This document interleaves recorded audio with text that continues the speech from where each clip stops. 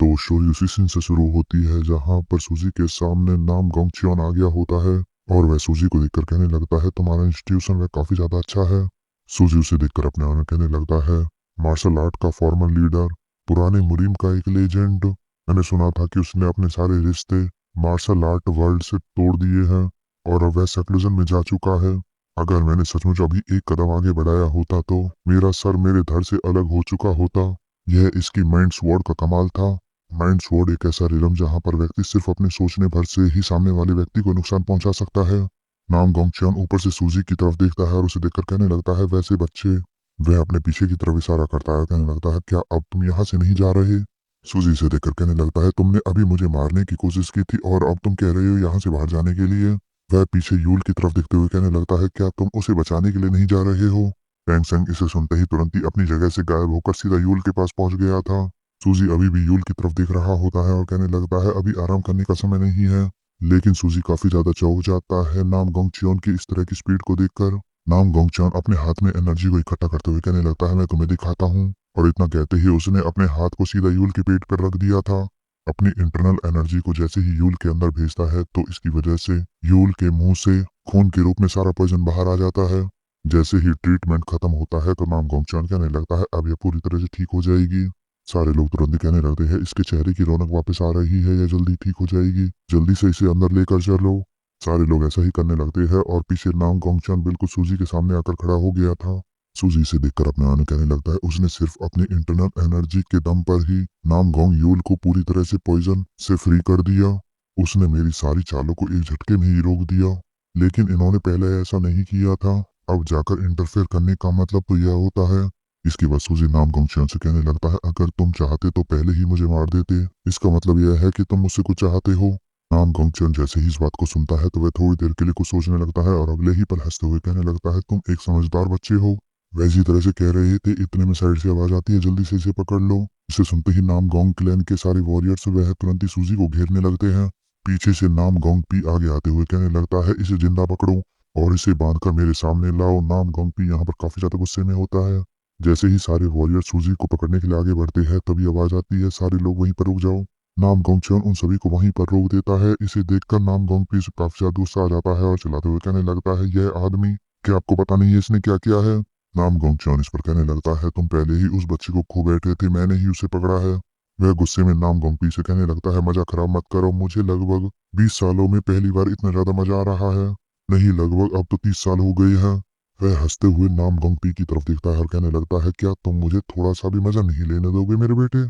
इसके बाद सामने सूजी की तरफ देखते हुए कहने लगता है जैसा कि तुमने देखा जो मैंने कहा नाम गोंग क्लैन को वही बात माननी पड़ेगी। यहाँ तक कि लीडर भी मेरी बात को डिसओबे नहीं कर सकता। सूजी भी खड़ा होकर चुपचाप उसकी बातें सुन रहा होता है। नाम गोंगचियन अपनी दाढ़ी को सहलाते हुए कहने लगता है अब इससे याद आया क्या मुझे एक नया कानून बनाना चाहिए, क्या यह ठीक रहेगा।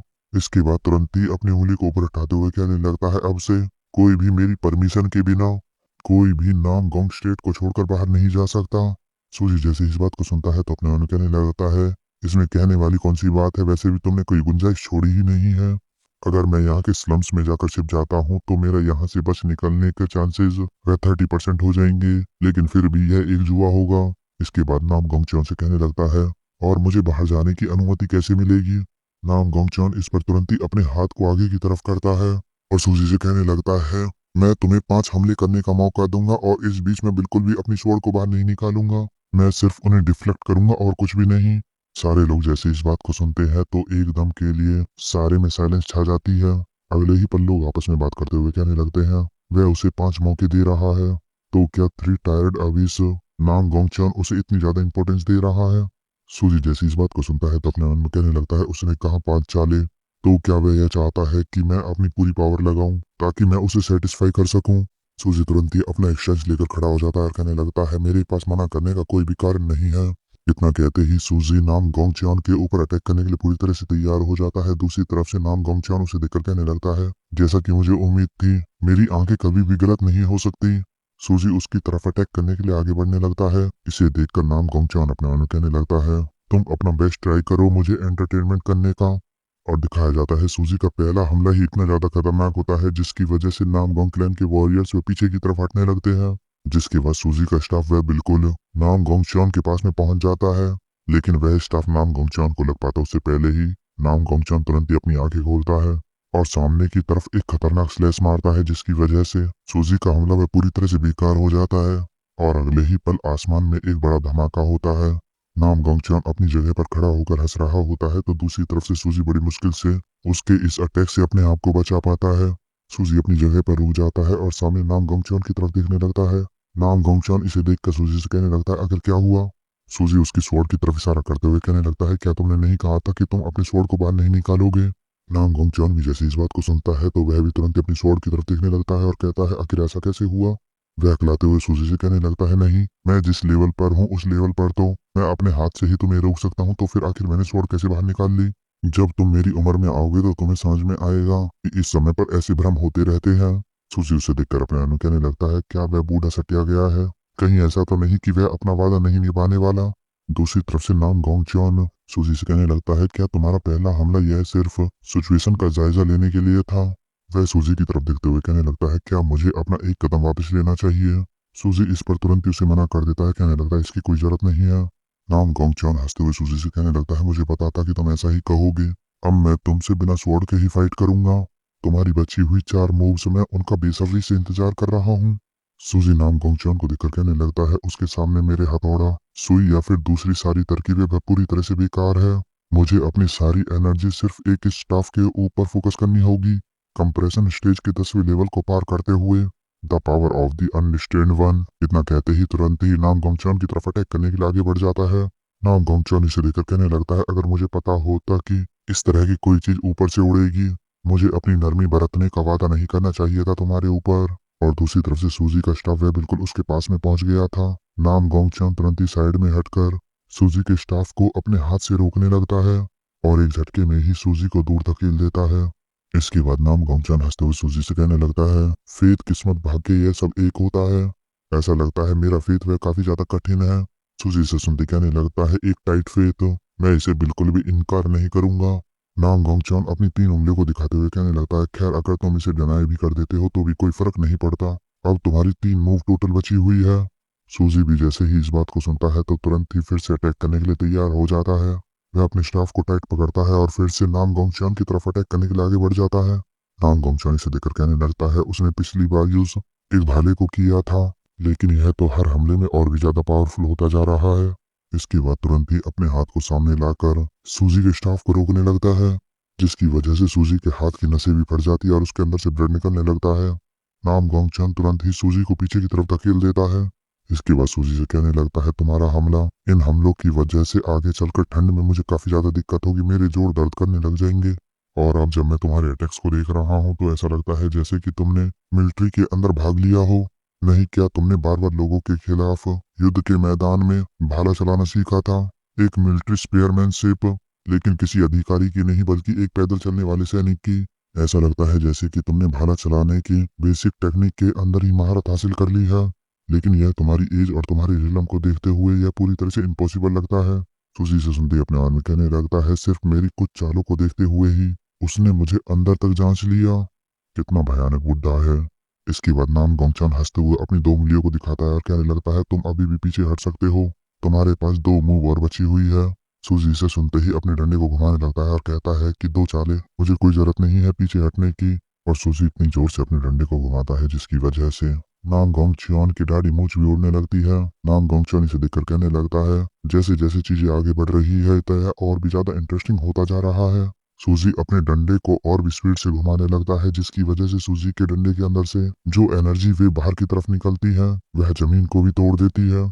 सूजी फिर से अपने डंडे को टाइट पकड़ता है और नाम गोंगचौन के ऊपर अटैक करने के लिए तैयार हो जाता है और अगले ही पल एक जोर का स्लैश सीधा ही नाम गोंगचौन की तरफ मार देता है। उसके बाद नाम गोंगचौन भी तुरंत ही अपने दोनों हाथों को सामने कर लेता है ताकि वह सूजी के अटैक को रोक सके।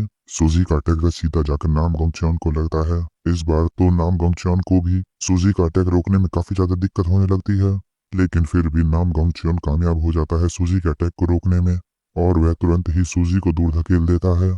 जिसके बाद अपने हाथों की तरफ देखते हुए कहने लगता है, एक हॉरिजॉन्टल स्लैश जिसने मेरी हड्डियों तक को भी कांपने के लिए मजबूर कर दिया। दूसरी तरफ से सूजी अपने मन में नीचे की तरफ देखते हुए कह रहा होता है बड़ी मुश्किल से, मैं सिर्फ उसे आधे कदम पीछे हटाने में कामयाब हो पाया हूँ। जितने भी लोग जैसे इस नज़ारे को देखते हैं तो सारे आपस में बात करते हुए कहने लगते हैं, स्वॉर्ड किंग जो कि सुप्रीम बनने वाला है, इस हेवन के नीचे सिर्फ एक कदम दूर है, उसे आधे कदम पीछे धकेल दिया। आखिर इस बात का क्या मतलब है? आखिर यह लड़का है कौन? इसके बाद नाम गोंगचौन सूजी की तरफ देखते हुए कहने लगता है, अब बस बहुत है, तुम्हारी सिर्फ एक आखिरी मूव जो कि अभी बची हुई है, तुम उसे भी ट्राई कर लो। साथ ही अपने मन में कह रहा होता है, उसके अंदर अपना सब कुछ लगा दो जो भी तुम्हारे पास है। सूजी भी ऐसा करने के लिए तैयार हो जाता है। तुरंत ही फिर से अपने स्टाफ को टाइट पकड़ता है। सूजी अपने स्टाफ की तरफ देखता है जहां पर पेंग सेंग की सोल होती है, उसे देखते हुए कहने लगता है, तो मैं इसे टीम करने में कामयाब रहा, तो अब इसके साथ मुझे लगता है अब मैं अंडरएस्टेड रेलम के सेकंड लेवल पर पहुंच गया हूँ।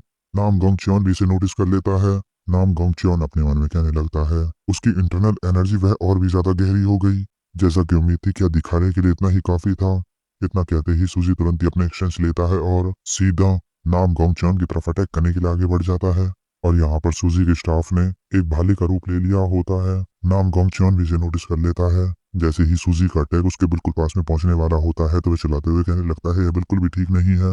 इतना कहते ही उसे ना चाहते हुए भी अपनी स्वॉर्ड को बाहर निकालना पड़ता है। जिसके बाद एक तरफ से सूजी का अटैक तो दूसरी तरफ से नाम गोंगचौन उस अटैक को रोक रहा था। नाम गोंगचौन को भी यहाँ पर अपनी बहुत ज्यादा पावर का यूज करना पड़ता है सिर्फ सूजी के अटैक को रोकने में। जितने भी लोग इस नज़ारे को देखते हैं तो वो सभी लोग काफी ज्यादा चौंक जाते हैं। कहने लगते हैं, जितना हमने इसके बारे में सोचा था यह लड़का उससे कहीं ज्यादा पावरफुल है। दूसरी तरफ से नाम गोंगचौन वह अभी भी सूजी का अटैक को रोक रहा था। सूजी से देखकर कहने लगता है, जैसा कि मुझे उम्मीद थी, स्वॉर्ड किंग की इंटरनल एनर्जी उसे बिल्कुल भी हल्के में नहीं लिया जा सकता। अगर ऐसा है तो इस इंटरनल एनर्जी को, और तुरंत ही अपने पैरों से नाम गोंगचौन की स्वॉर्ड पर पुश करता है ताकि वह और भी स्पीड में वहां से बचकर निकल सके। नाम गोंगचौन भी उसे जाते हुए देख रहा होता है, लेकिन वह कुछ कर पाता उससे पहले ही सूजी उससे काफी ज्यादा दूर चला जा चुका था। नाम गोंगपी उसके पास आते हुए कहने लगता है, तो क्या अब मैं उसका पीछा कर सकता हूँ? नाम गोंगचौन उसे रोकते हुए कहने लगता है, नहीं, उसे जाने दो। उस व्यक्ति का इरादा शुरू से ही आखिरी चाल चलकर जीत हासिल करने का था। अगर मैं उसे पकड़ भी लेता हूँ तो मेरे अंदर इतनी हिम्मत नहीं है कि मैं उसका सामना कर सकूं। पहली बार तो मैं सोच सकता हूँ कि गलती हो गई होगी कि मैंने स्वॉर्ड बाहर निकाली, लेकिन आखिरी बार में बिल्कुल भी नहीं। नाम गोंगपी भी इसे सुनते ही कहने लगता है, हाँ फादर, आखिर आपने लास्ट मूव में स्वॉर्ड का इस्तेमाल क्यों किया? पहली बार में तो मुझे भी ऐसा ही लगा था कि आपने गलती से स्वॉर्ड को बाहर निकाल लिया था। इसे सुनते ही नाम गोंगचौन वह कुछ बोल पाता उससे पहले उसकी स्वॉर्ड टूट कर नीचे गिर जाती है। वह अपनी स्वॉर्ड की तरफ देखते हुए कहने लगता है, क्योंकि मुझे मेरी मौत सामने दिखाई दे रही थी। अगर मैं जीना चाहता तो मेरे पास इसके अलावा कोई और चारा नहीं था, नहीं तो मैं उसी जगह पर मारा जाता। उसके हाथ में जो स्टाफ थी वह उसने घोस्ट डीमन को मारने के बाद लिया होगा और उसे जरूर एक स्पेयर से मारा गया होगा। वैसे भी अगर मैंने लास्ट में स्वॉर्ड को निकाल लिया तो इसमें कोई दिक्कत नहीं है, क्योंकि जीवन रेपुटेशन से कहीं ज्यादा अनमोल होता है। एक ही मुंह से 2-3 बार बातें अलग अलग बोलना और एक नौजवान लड़के से हार जाना। मैं तो ये सोच रहा हूँ कि अब मैं एनोई के हीरोज का सामना कैसे करूंगा। मेरे चेहरे का कोई निशान नहीं बचा है। नाम गोंगपी जैसे इस बात को सुनता है तो तुरंत ही सभी लोगों को ग्रेट करते हुए कहने लगता है। इसके बाद चिल्लाते हुए सभी लोगों से कहने लगता है, नाम गोंग क्लैन के लोगों, हम यहीं और सब कुछ सुलझा लेंगे। आज की घटना के लिए हेड फैमिली तुम्हें जरूर मुआवजा देगी। मैं इसके लिए माफी मांगना चाहता हूँ और साथ ही यहाँ पर आए जितने भी हीरोज हैं मैं उन सभी से रिक्वेस्ट करता हूँ बैंक्वेट को इसी जगह पर खत्म किया जाता है। इसके बाद सीन चेंज होकर हमें नाम गोंगपी और नाम गोंगचौन को ऊपर खड़े हुए दिखाया जाता है, जहाँ पर नाम गोंगपी कह रहा होता है, येलो हेवंस की ओथ, एक ऐसा मास्टर जिसके बारे में कोई कुछ भी नहीं जानता, आखिर वह कौन हो सकता है? नाम गोंगचौन इस पर कहने लगता है, उसके फाइटिंग करने का तरीका वह एक रिबेलियन फाइटर की तरह था। उसकी मूवमेंट टेक्निक वह पीक लेवल के बियॉन्ड थी। उसका मार्शल स्टेट वह ट्रांसफॉर्मेशन रेलम पर होगा।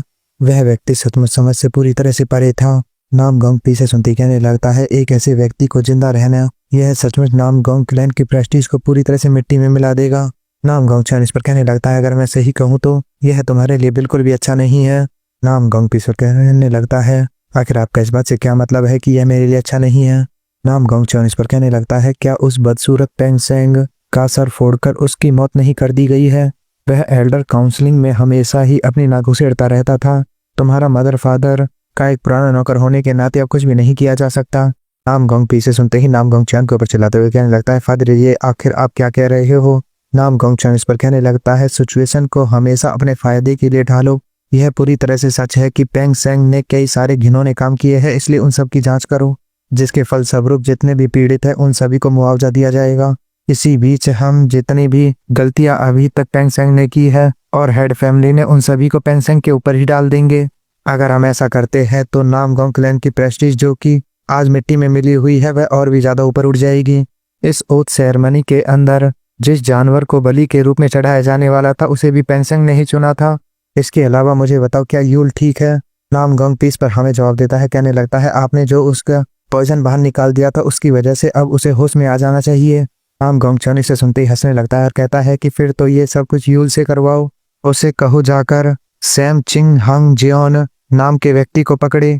नामगोंग पीस पर कहने लगता है आखिर यूल ऐसा क्यों करेगी? नामगोंग चन इस पर कहने लगता है आखिर तुम्हें क्या लगता है ऐसा क्यों करना चाहिए? शादी से पहले एक अनजान लड़के ने उसके ऊपर डोरे डाले, यहाँ तक कि उसे किस भी किया। उसकी शादी की संभावना वह पूरी तरह से खत्म हो गई है, तो इसलिए उससे कहो कि वह खुद जाकर अपने लिए दूल्हा पकड़ेगी।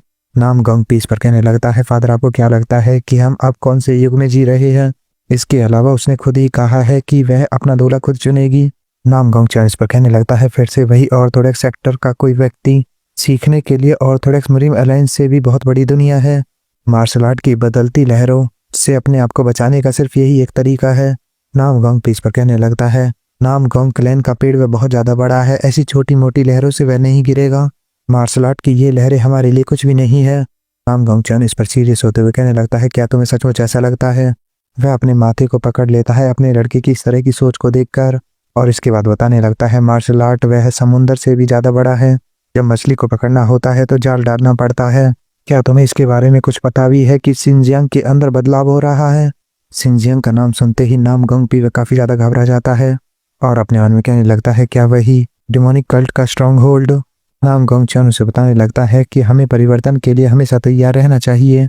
जल्द ही एक बड़ी विशाल लहर उठेगी और अगर हम अपने आप को नहीं बदलते हैं तो हम भी उसमें बह जाएंगे। इसके बाद सीन चेंज होकर हमें हो जियोंग मून का सीन दिखाया जाता है सूजी को जो कि अपने गोल्डन टोकन को टेबल के ऊपर रखता है और साथ ही कहने लगता है यहाँ पर तुम्हारा रिवेंज कंप्लीट हुआ मेरे फ्रेंड, अब हो जियोंग मून के हित में भी।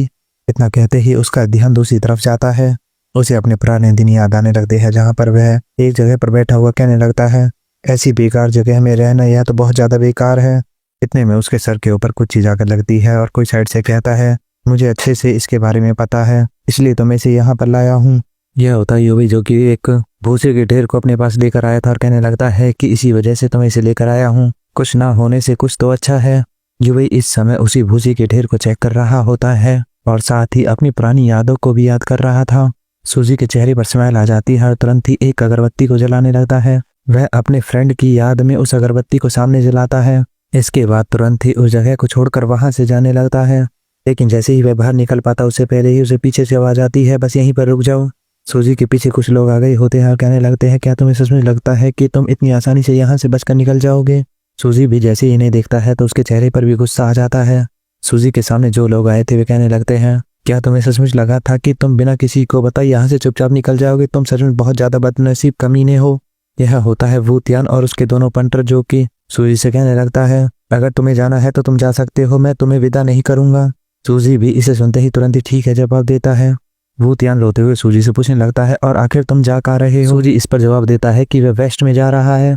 सूजी जैसे ही वहां से जाने लगता है तो पीछे वू तियान और उसके पंटर सूजी से कहने लगते हैं अगर तुम्हें कभी भी ऐसा लगे कि तुम्हारे पास कोई जगह नहीं है तो तुम यहाँ पर वापस आ सकते हो। वू तियान तो आंसू बखेरते हुए कहने लगता है तुम्हारे जैसे व्यक्ति को कहीं भी नहीं जाना चाहिए, तुम्हें वापस आना होगा, मैं तुम्हारा इंतजार करूंगा। सूजी भी जैसे ही इस बात को सुनता है तो उसके चेहरे पर भी स्माइल आ जाती है और तुरंत ही वहां से जाने लगता है। वू तियान उसे पीछे से आवाज देता है और कहने लगता है लेकिन आखिर तुम वेस्ट में कहाँ पर जाओगे? सूजी इस पर जवाब देता है हैनम में।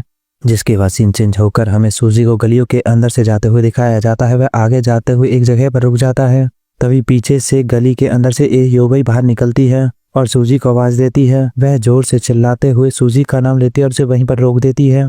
उसके हाथ में वही टोकन था। उसे खाते हुए सूजी से पूछने लगती है तो क्या तुम ही 3 टायर्ड अबिसो बॉन्ग कभी भी बाकी बचे हुए लोगों को इतने अच्छे से फॉलो नहीं करती? लेकिन वह सिर्फ 2 ही लोगों से डरता था, एक तुम और दूसरा वह व्यक्ति जिसने बरसात के दिनों में मुझे वो पैसे दिए थे। तुम्हारे अंदर से घोड़े के गोबर की बदबू आती रही है। सूजी जैसे इस बात को सुनता है तो तुरंत ही अपने आप को सूंघने लगता है। यो इस पर कहने लगती है मैं तो सिर्फ मजाक कर रही थी। इसके बाद दोनों के बीच में थोड़ी देर के लिए पूरी तरह से शांति छा जाती है। युवी अगले ही पल कहती है, धन्यवाद, तुमने अभी तक जो भी कुछ किया है उस सब के लिए, यहाँ तक कि मेरी चिंताओं को सुनने के लिए भी। सूजी इस बात को सुनता है लेकिन वह कुछ भी जवाब नहीं देता। युवी उससे आगे कहने लगती है, जो फैमिली और ब्लैक पाथ से जुड़ा हुआ वह मामला भी है, स्टाफ डीमन का वह इंसिडेंट, इसके अलावा नाम गॉन्कलैन के अंदर हुई वह घटना, तुम उन सारी चीज़ों में शामिल थे, मुझे अब पता चला है।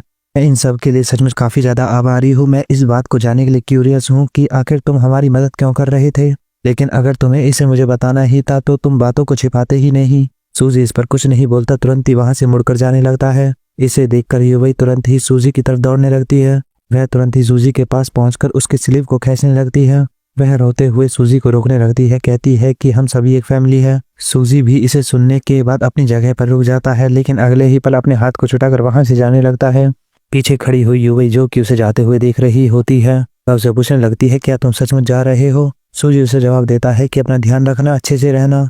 युवी जैसे ही इस बात को सुनती है तो वह तुरंत ही सूजी की तरफ फिर से दौड़ पड़ती है और अगले ही पल जाकर सीधा सूजी के गले लग जाती है। उसे कहने लगती है, चलो फिर से मिलते हैं। इसके बाद सीन चेंज होकर हमें कहीं और जंगल के अंदर कुछ लोगों को भागते हुए दिखाया जाता है।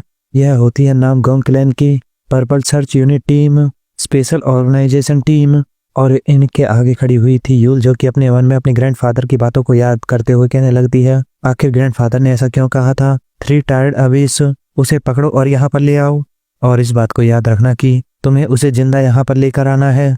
युवी इस बात को सोचते ही अपने मन में कहने लगती है, मुझे नहीं पता कि ग्रैंडफादर ने उसे वापस लाने के लिए क्यों कहा है, लेकिन अब सारी चीजें ठीक हो गई, मैं जल्दी उसे पकड़ लूंगी। मैं उसे अपने सामने बंधवा कर कौड़े पड़वाऊंगी जब तक कि उसका शरीर खून से पूरी तरह से लहूलुहान ना हो जाए। वह इसी तरह से सोच रही थी, इतने में कोई पीछे से आकर उसे आवाज देता है और कहने लगता है, हमें एक सुराग मिल गया है, और साथ ही अपने मन में कहने लगती है, सबसे पहले मैं उसे पकड़ूंगी, उसके बाद सोचूंगी मैं इसके अंदर अपना सब कुछ लगा दूंगी। वह तुरंत ही अपने सभी लोगों को ऑर्डर देती है, उसका पीछा करो चाहे कुछ भी हो जाए, मैं उसे अपने सामने घुटने टेकने के लिए मजबूर कर दूंगी।